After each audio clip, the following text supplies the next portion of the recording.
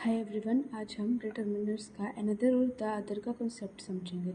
सो दोनों ही सिंगुलर होते हैं और अनदर एन प्लस अदर से बना होता है और the other the plus other से बना होता है। तो सबसे पहले हम जान लें कि आर्टिकल्स कौन कौन से होते हैं। ए एंड द, ए और एन इंडेफिनिट होता है और द डेफिनिट होते हैं। तो फॉर एग्जाम्पल, मैं टीचर हूँ तो मैंने आपको बोला है कि please solve a question from the sheet. तो यहाँ पे मान लो एक शीट है जिसमें मेरे 1 2 3 4 5 6 क्वेश्चन हैं।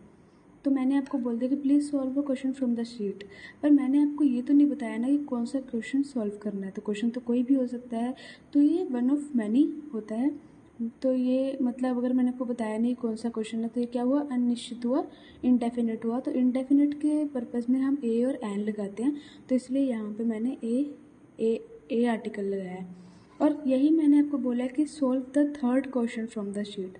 तो मैंने आपको बता दिया कि शीट में से थर्ड क्वेश्चन सॉल्व करना है, तो मैंने आपको थर्ड बताया है। तो ये क्या होता है, ये डेफिनेट होता है। तो इस पर्पज़ में हम द यूज़ करते हैं, मतलब द ओनली वन, मतलब एक ही।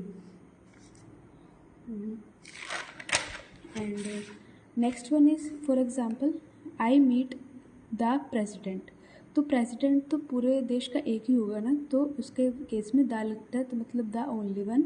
And I meet a minister, so ministers तो बहुत सारे हो सकते हैं, तो उस पर्पज़ में ए लगता है, मतलब one of many. So for example, the selection committee dropped a player from the team. तो मतलब सिलेक्शन कमेटी ने dropped a player from the team, मतलब टीम में बहुत सारे प्लेयर्स होते हैं।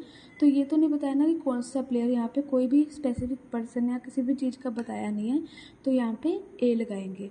और नेक्स्ट एग्जांपल में, the selection committee dropped the captain from the team, मतलब कि टीम में से एक कैप्टन को चूज़ किया है फ्रॉम द टीम, तो यहाँ पे द लगाएंगे।